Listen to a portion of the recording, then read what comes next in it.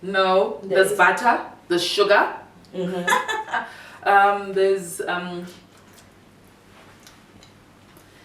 some sort of Is it herb. garlic? It's herb. It's garlic! So how did we do on the challenge? We passed. We did. Flying colors. Flying colours. Hi guys. We've got all the ingredients. All of them. You didn't get all of them. Oh, this means that we're going to have proper food. That ingredients. Okay. I like this game. Let's get it up. We must have such things every day. Every single day.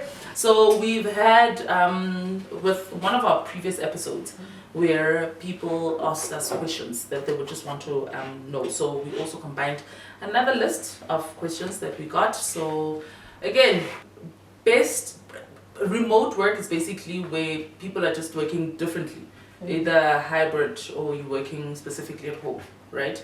The end result of an employer is to ensure that you deliver. So for people that are working remotely or working from home, it's also good to reflect and get out of that space. I'm not saying that get out during those working hours if your company is specific to say from 8 to 5 you need to be working from home but still be at your workplace, because during COVID-19 a lot of companies would monitor in terms of people logging in, check in, to say you are indeed on your laptop working and whatnot. If policy says I need to report the harassment to my land manager is the one causing the harassment, what needs to happen? So people need to have that open door policy, the freedom to trust HR if they're not able to, because sometimes it's very difficult for you. Yes, we understand policy says this, so if policy says this, I'm not going to speak to anybody, then I'm just going to leave it. Can I negotiate my salary and benefits even when I know what the company offers? I don't like questions about salary. I don't like questions about salary. Yeah. They're always so popular and we're not the favorites when we come to this. But anyway, another thing is, yes, you can negotiate your salary, but be reasonable, guys. Some people just want to jump from, for example, 5,000 to 50,000. Hi, boo. Johnny. Hi, boo, Johnny. Be reasonable, guys, because also, like you said, there's a budget. And the budget is disclosed to say, we are saying for this particular position, this is how much we're going to be paying. Before we taste the ingredients, so we're going to tell you what they put in here. Yeah. Okay. This is pumpkin, or do we have to take... This is nice. This is nice. 1, 2, 3, 4.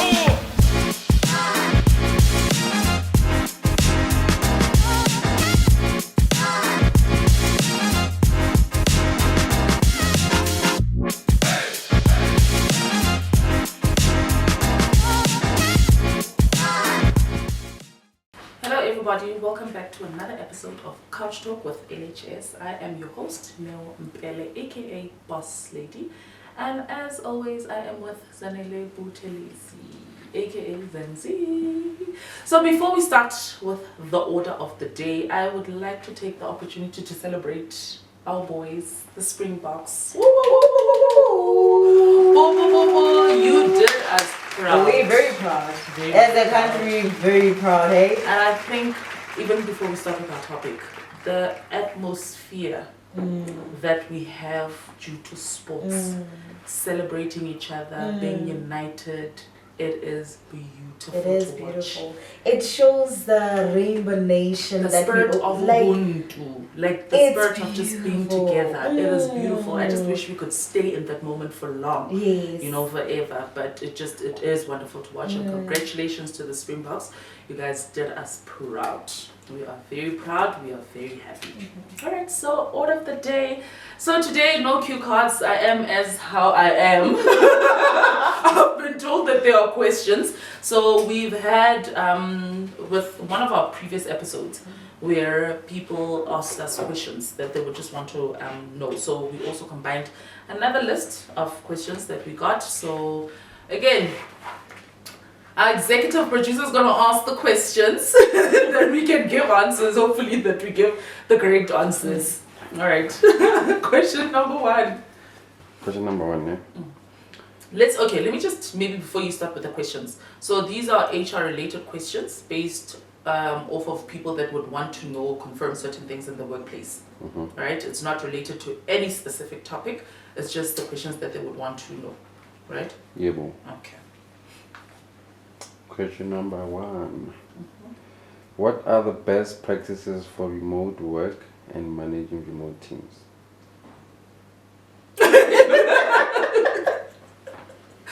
Okay, so let me start.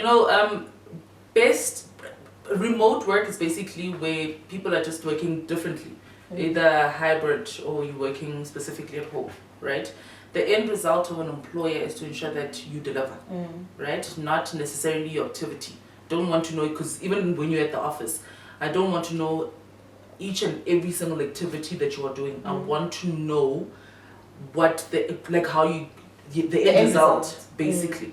So I think best practice is just having a good performance management structure in terms of managing performance and in terms of making sure that your employees are doing what they're supposed to be doing. So regardless of the job, dependent on whatever the job that you're doing, you just need to have set key performance areas and indicators that are going to highlight and identify what it is that you've been doing. I think just to add on that, right? Yes, best performance systems needs to be put in place, but also with the employee part, because if we go to the office, you distress, you move away from some of the things, the work itself and whatnot. But when you're working from home, you tend to work extra hours and you tend to just go in and be focused on your work. So for people that are working remotely or working from home, it's also good to reflect and get out of that space. I'm not saying that get out during those working hours if your company is specific to say from 8 to 5 you need to be working from home, but still be at your workplace. Because during COVID-19, a lot of companies would monitor in terms of people logging in, check in, to say you are indeed on your laptop working and whatnot. But also you as a person have that thing to say, yes, you're working from home, but have a balance to say, can I just have a breathe? Take care of myself also, because that's where things such as depression come in.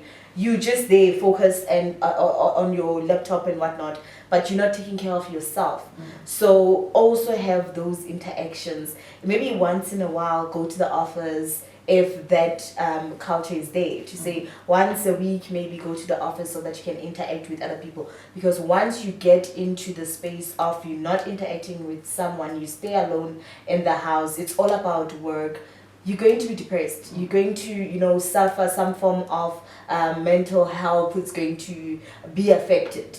So can I do this? Can we start it from, because I know we're coming from two different aspects. I'm coming from an employer side and you coming from an employee, because we fall into that trap, right? But can we start with the employer first? Because I think that question is just managing my employees when they're not at the office. So it does not necessarily mean if I see you, I know what you're doing. Because even at the office, I can just pass and you can pretend. I mean, I told you about a story of somebody who previously reported to me at the office pretending to work.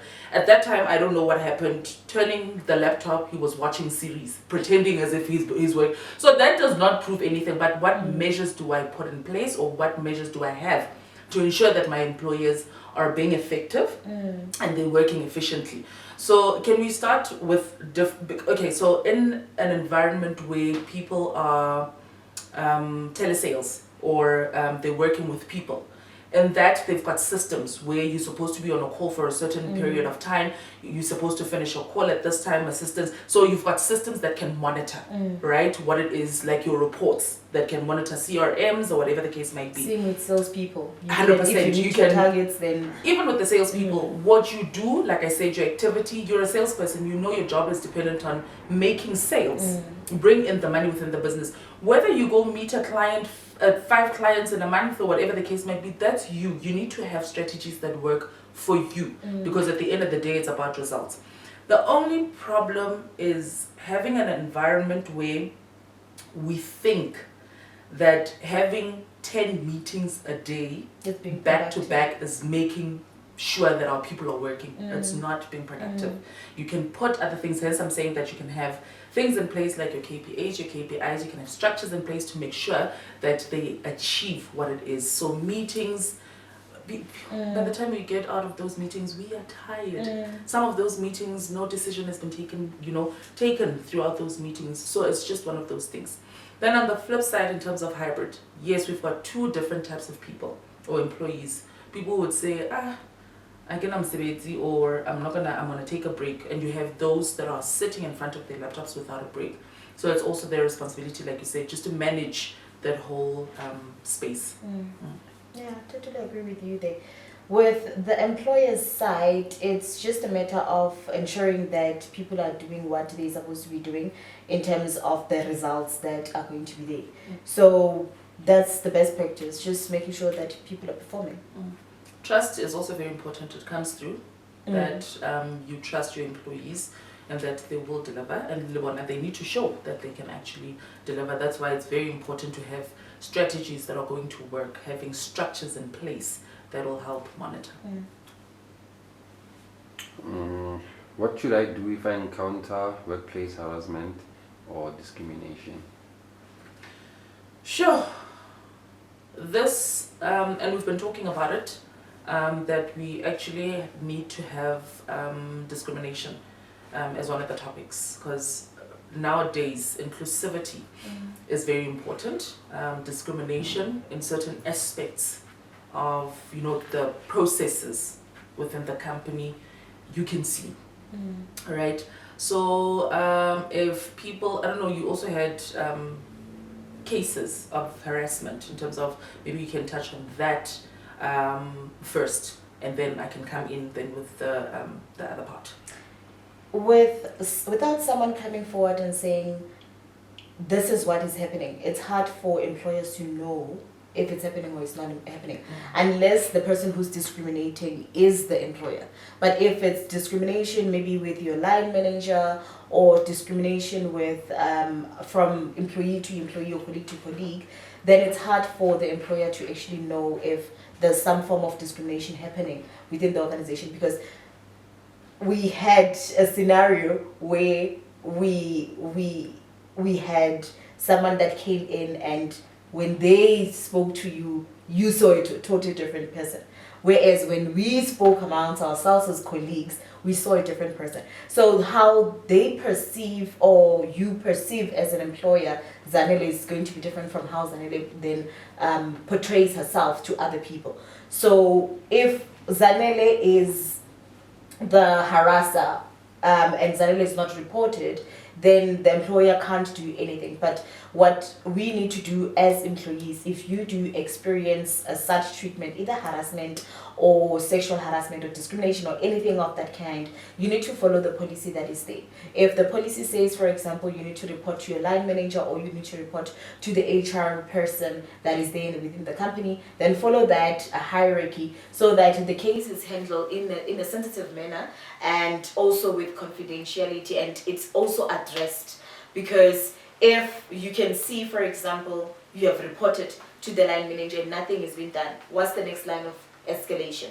To say, I've reported this, I'm seeing that nothing is happening. Maybe if I escalate it to the next hierarchy, something is going to happen. So that you open people's eyes to say, this is the reality that we are living under or working under. Can something be done in that situation?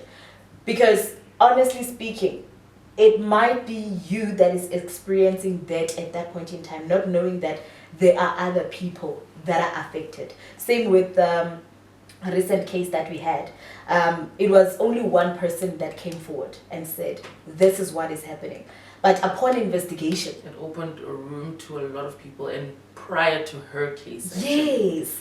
Can I also just say something, ne? You spoke about policy. In this case, policy will guide, because other people, there's different forms of harassment, not necessarily sexual harassment.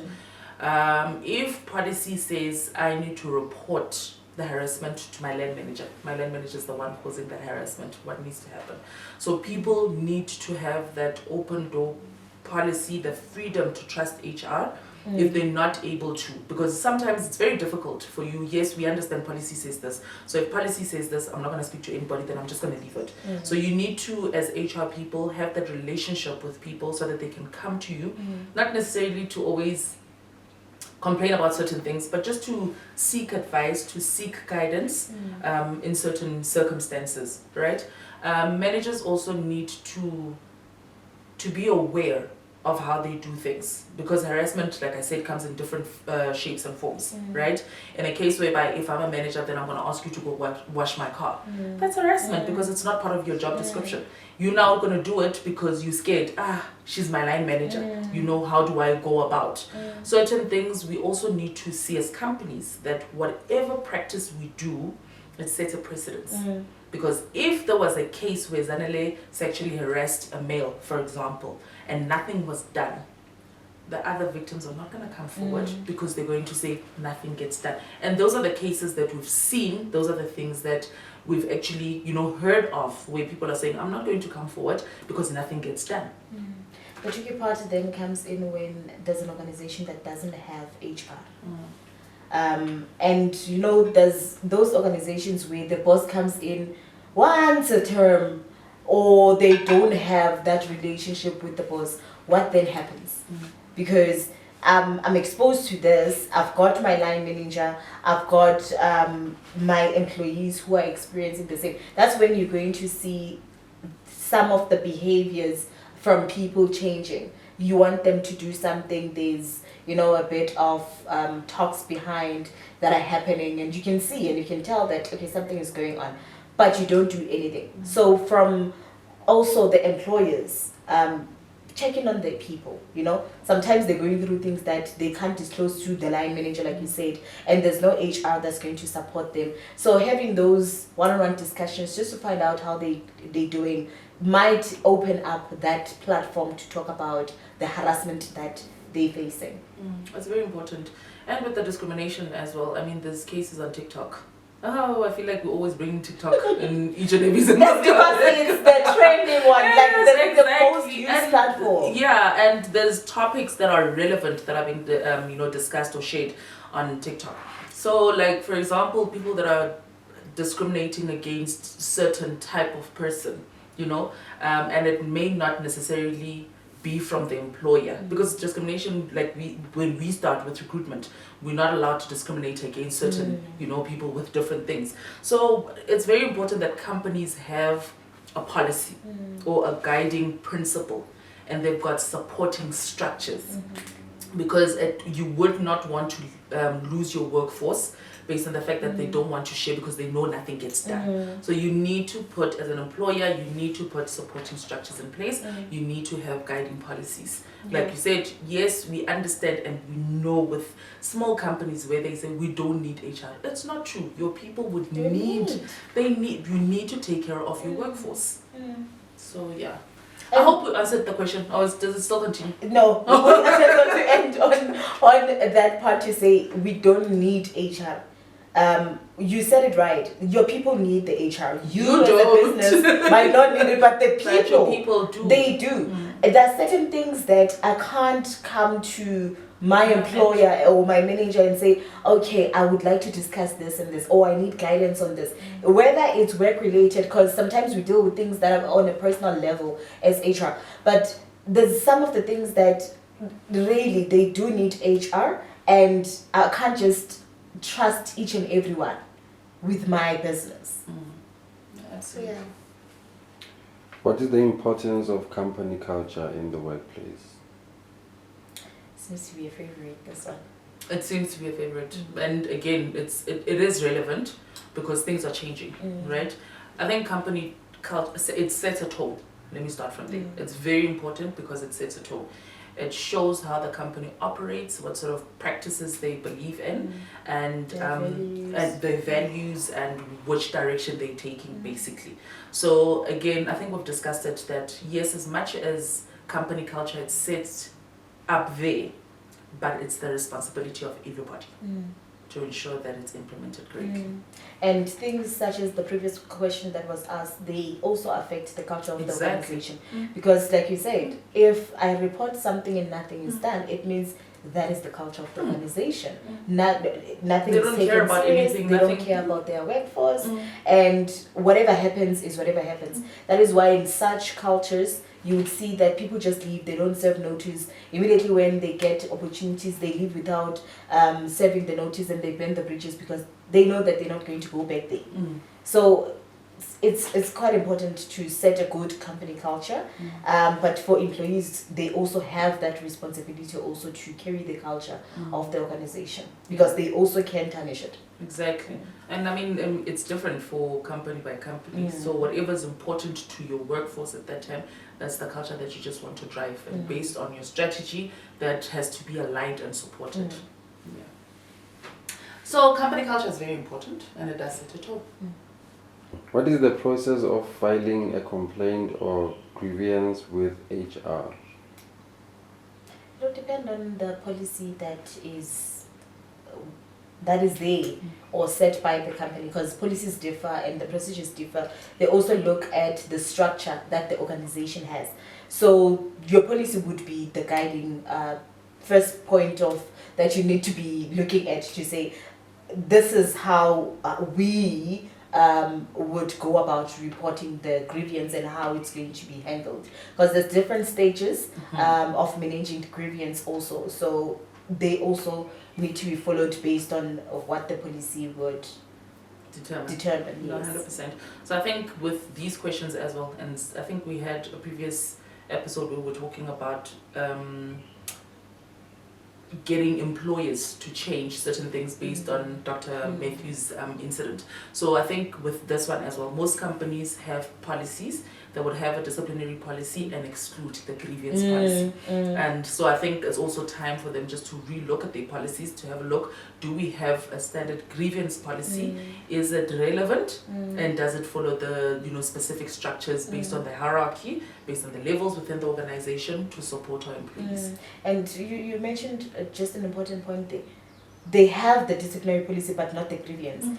And now it seems as if we don't care about we people. Punitive. We just punitive. We just want to get you, but we can't sort out your issues.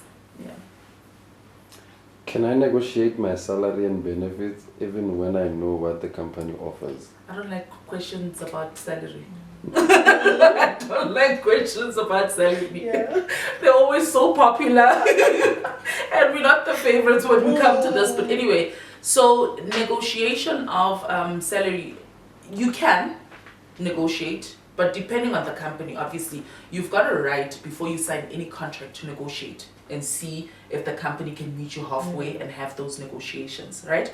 However, in certain circumstances, companies have a set budget. So if they're saying I'm offering 240,000 per annum, and it's a cost to company structure, and these are the reasons why, because we work on occupational levels, or we work on job grades. So our job grade from this particular, we've got a min, max, exactly, we've got a bracket that we're working on. And if my bracket is at a max of 240, I can't jump over, then it is what it is. It's going to create anomalies. It's going to create anomalies, it's going to create, because people talk, unless there are reasons behind why I would jump. So your policy at times, the remuneration policy would also make room just to say, if a certain position, because it's a scarce skill, they can jump over the bracket by a certain percentage. Then in that case, yes, the company at least has room to play around with it. But it basically depends on the company.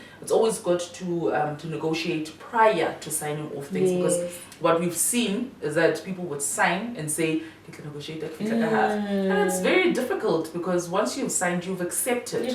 You've agreed to the terms that are put in place, and you're saying, this is what I'm comfortable with. And it's very difficult then for a company to say, okay, fine, now we're going to have to change, now I have to go, because some companies have processes. In order for me to change your salary, I need to go through this red tape and explain the reasons why I would need to change your salary. Another thing is, yes, you can negotiate your salary, but be reasonable, guys. Some people just want to jump from, for example, 5,000 to 50,000. Johnny. Johnny. Be reasonable, guys, because also, like you said, there's a budget, and the budget is disclosed to say, we are saying for this particular position, this is how much we going to be paying. Looking at the job grading, looking at whatever factors that they would have looked at, right? Including your qualification, experience, everything. So if you're going to negotiate, also be reasonable to say they are also going to be adjusting their budget. So don't say things that are really out of no way and say, this is what I want and I'm going to move only if I get this. Be reasonable, because your salary is also going to be increasing gradually, looking at different factors that are considered when you consider salaries. But again, on the flip side, then we also need to be fair to candidates as well. So the fact that you're earning, I'm going to make an example, you're working for a small company, right? You're earning 5,000 rand. You go apply at a big company, a big corporate company, where your skills are required. What you are doing now is what they want, but the salary bracket is at 20,000 rand. I can't, if I'm a manager of that corporate company, say, because you were earning 5,000, I'm going to give you 10,000 and you're outside of the bracket. Can we also put you in? Because we're saying, I require your skills, I require your competencies, and for those skills and competencies, this is where my job is. So I also need to say, based on the budget, this is where you're supposed to be. Finish it. I mean, the budget is already there. I can't now say you were earning 5,000, let me give you 10,000, and then everybody else in the company is earning 20,000 rand. Then in that case, it's not a fair practice. Yeah. So yes, you can, but it's not always going to be a yes. How can employees provide feedback and suggestions to HR to improve the workplace environment? I think it then goes back to an open door policy, because most people preach, I've got an open door policy, whereas they don't necessarily have that open door policy. It starts there. It starts by having relationships with, not like deep relationships we now and whatnot, no, but having a relationship with your colleagues in a manner that says, be free to come and speak to me, because that's where it's going to start, to say, I am able to speak to my HR. There is an open door policy. If there's something that I say, okay, maybe company ABC does it better, it's something that we can also implement. It's going to be easier for me as an employee to say, look, I saw this company has implemented this and this. Is it something that we can also implement as a suggestion within the HR department? Or sometimes it would be a matter of, those conversations when we're having the one-on-ones, or when HR is just speaking to the employees to say, oh yeah, by the way, did you see this? That's another way that employees can suggest, because you've got that relationship. But if you're going to close your door and they know you as that person who, yo, my God, whose disciplinary is it today? Am I in trouble? Immediately when you call someone to the HR's office, it's like, ooh, what did I do? But can I tell you that as much as, even if you're a person that is not like that, right? It is made to be like that by certain line managers. Oh yes. Because anything they say, it's not them. It's HR said this. So you're creating that environment where how can, and I've been in those situations. Now when I would say to you, if people were to see me laugh, I see it now. If you've been in such situations where, because you are used so much, HR said this, oh, we're going to give you a warning, this is HR's responsibility, now it's coming, it's those kind of things, and people are scared to open up. I've had instances whereby employees would say, because like I said, you learn people, you get to understand people when you're having a face-to-face conversations with those people. I always say, yes, people would talk to you over emails, but it's not effective. It's not enough because they don't trust. So as soon as they know you as a person, as an HR person, then it's easier for them to come about. I mean, some of the good ideas in companies came from those particular employees. Not necessarily giving you that idea, but complaining about certain things, then you go back, it's not homework. How can we, because you're looking after that workforce, that's your job, you're looking after the people. So I think it's very important employees can come directly through to HR, depending on the, the organization. they can come directly to HR and have conversations with HR face to face. I prefer face to face conversations, you know, where you can actually, because at that time you can spark something out of that person, and when they're comfortable, they can tell you things that they didn't want to open up about. At that time, then they can open up. So we just want to, again, with this question, urge some of the managers that don't see it as a bad thing when your workforce is with HR. Because we've had that way people would say, yo, now I'm standing with you, I'm going to be asked what I was talking about. It's not always about them complaining about you as a line manager. It's not that. They want to raise certain things. They want to have that freedom to talk. They want to give ideas about how we can do things better within the organization. So there is no specific policy in terms of the direction, but make use of your HR department just to say they are here, they're there to, listen to us. And Lorona, as HR professionals, we have a responsibility that when people are bringing certain things to you, as difficult as it is, you are the middleman between the employees and management. So as much as Nakomu, you know Shaka's going to be on the line, they're not going to say yes to this, but raise certain things, especially when you believe in them, when you know it's going to benefit the company. Be there, be at the forefront, talk to management, and just make sure that you are assisting the organization to grow. Because the managers make it seem honestly that like HR is for the employer and not for the employees. Well, that's what that's going around. Oh, HR, don't be twisted. HR is for the employer. Yeah. You've also had, sorry, I've also had that comment to say, but I know that nothing is going to be done because you are for them. No, that's the misconception that is there to say HR is for the employer. HR is not for the employers. It's also not for the employees. It's standing in for what is right and what is wrong. Is it fair to do that? Is it not fair to do that? Can we find a balance between the two? Because if we're going to agree to everything that the employer is saying, then we're going to disadvantage the employees. Exactly. Some of the things that the employees would be saying also, if we're going to agree to all of them, it will also be disadvantaging the company. That's why we stand there as a neutral department to say, let's evaluate if it's something that is doable. And if it's something that is doable, then we go for it. And if it's something that we also, like you said, believe in, to say, you know what, you're actually right. You're raising something that maybe I did not think of, or at that time I didn't analyze it in that way. You're sparking some form of interest or conversations to start. So just to, I think Lorna, our heads would need to wear those hats already. HR at certain times we're not going to be liked, we're not going to be the favorites, because at times we now need to push back to management, at times we need to push back to employees and say no, you can't because of this. To management, no, you can't. Zanele did this, we need to take her through a disciplinary process, because if you're not going to do that, then we're setting up a precedent. If this one, or if Neo does the same thing, are we going to follow the same stuff? So it's one of those where we need to regulate and make sure our policies are being practiced correctly, they're being followed, and the working environment is running correctly. All right, last question. What role can HR play in encouraging employees to take regular breaks and avoid eating at their desks to maintain a healthy work-life balance? I don't think we're the right people Yeah, that is not meant to give advice on this.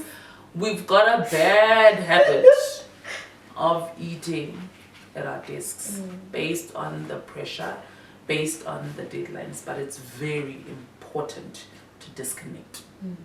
It's really, really important to disconnect. Obviously, depending on how it's set out, companies would have your tea breaks and lunch. Companies would not necessarily have tea breaks, but then they would have like an hour lunch between a specific period. Some companies would say between a period of 12 to 2, so you can take it however you see fit. So it is very important to just take a break away from your desk and then come back again and recoup. So it's something that for us as well is a lesson, because we lack at this. Yeah, most definitely. And sometimes you're just tired. You just need that 1 hour rest, 1 hour fresh air, maybe being outside, even if you're not just outside, getting fresh air. And when you come back a totally different person. So yes, we need to work on that. Yeah, but it also depends on the individual. Some people don't prefer to be outside. They just prefer to work, get it done, then move. Then they're going to rest afterwards. Yes, it's recommended that you take a break just so that you can distress. But if you somebody that there's also different things. You're working under pressure. You've got a deadline. Do what you need to do. But it is recommended that just take a break, move away. It doesn't have to be the full 1 hour, but just move away, detach from what you're doing. Take a break, go outside, take a walk, go speak to this person, and then come back again. So that's basically it then. It is very important, and it's something that people like Let's Have HR Services need to learn. And we are working on that. But we've been trying. We've been trying. No, a lot. We've been trying. Alright. Do you have another question? No, that was the last question. Are we done? Yes, we are about to play a game. Oh, the crew loves playing games. So let's hear the rules. You must give us proper details, Pek. Guys, me, I don't know the rules. Yeah, but the name of the game is Guess the Ingredients. Great. Guess the ingredients. Okay. Yes. We're gonna eat. Yeah, we're just gonna give my you food. favorite part. Food. Yeah, so we're gonna give you food. I think Okay. it's salads, I'm not sure. Okay. And you guys have to taste and tell us what's in there or what they used on whatever that you were eating. Okay. Or whatever that you tasted, right? This is like the best game that you've ever come up with. Because Games like this more often. You must always come up with such games. no, the next game will be about TikTok because now I know that you love food and TikTok. Two things you love in life. Okay, yeah, I think let's see. Because this office loves TikTok. Okay, I don't know. Where do I start? Okay, you can put it over here. Okay. So what do we do? What do we start with? Yummy. This was yummy. You start with whatever that you want to start with. Okay. Yeah. So, before we taste the ingredients, so we're gonna tell you what they've put in here. Yeah. Okay. This is pumpkin, or do we have to take? This is nice. This is nice. I don't know. Butternut. Obviously, it's butternut. That doesn't count. It's like someone saying it's spinach. Obviously, it's spinach. No, there's different kinds. I guess there's pumpkin, like Hubbard squash, and then there's gem squash, and then there's butternut. There's a bit of chili. Guys, can we just describe, right? Thank you. There's a bit of chili here. A bit of chili. Oh. No, there's butter, there's sugar.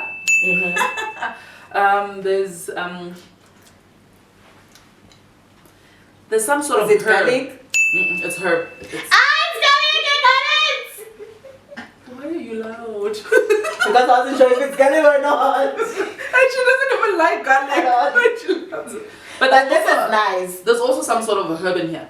This is very nice. Ooh, this is very nice. It is nice. I'm not a pumpkin fan, but can I taste again just to make sure the ingredients are blended? I love this. Can't isn't this a tasting game? It's Eating. This is very nice. I love this. Okay, spinach This first. is nice. There's feta. The spinach, obviously. After there's feta, that time she's taking the feta. No. Do you want to share the feta? There's cream. There's. This is nice. There's mushrooms. The salt.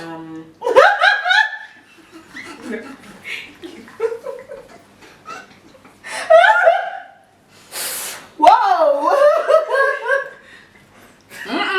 This is nice. You need to bring this person again. Did we There's count beans. everything? Did we count everything? Not everything. Is there peppers? Is there some spice selling brown? Sitting again. It's a brown. It's I'll a tell you. thing. Barbecue. No, not barbecue. It's not it's okay, and I know it. Compared to different kinds of spice kitojet. There's cloves and nutmeg. Nutmeg. Thank you. There's Nutmeg. beans. Carrots and onions. There's baby marrow. There's baby marrow. There's Raja.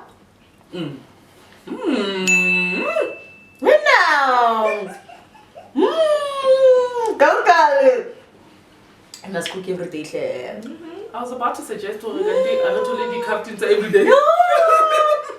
This is nice! No, I'm in my element. This is very nice. This is nice. This is very nice. The food is very nice. Ingredients. I go big beans. Carrots. Hey, A baby marrow. Raja. Peppers. Hi. Baby marrow. Baby marrow. Happy. Chili. No. Thanks. No, Yeah. there is. Okay. There's cheese here, so yes, there's cheese. There's cheese. There's peppers. There's macaroni. There is A bit of sweet chili. Herbs. I'm seeing them. The robot peppers. I'll come take the robot peppers. Okay, this is nice also. I think you need to. Can I make a suggestion in front of everyone? Okay. I think my boss, the boss lady, needs to pay you to cook for us on a weekly basis. Thank you, we receive. Thank you so much. Thank you, boss lady. Culture. Exactly. You see where the culture. You see why it's I important. must make mine. I will do it with You pleasure. Guys, can I just put a disclaimer? We're currently on a biggest loser challenge. And we're going to fail. You do beetroot? How do you eat? There's beetroot. There's sweet chili. Tomato sauce? No. Chutney? Yes. Oh, yeah. Nice. I don't know what else. I don't know.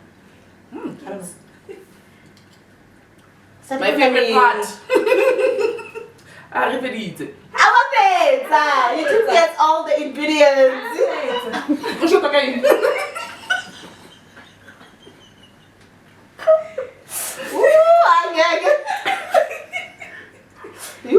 Homo. Okay. We can wrap up so that we can eat. This is nice, ma'am.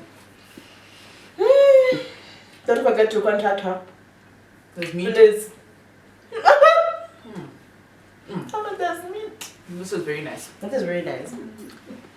The food So up how did there cooked. So how did we do on the challenge? We passed. We did. Ngamalengi so that flying colors. Flying colours. High five. We've got all the ingredients. All the. You didn't get all of them. Oh, this means that we're going to have proper food. That ingredients. Okay. I like this Okay. Let's get it sharp. I We must love have such things every day. every single day.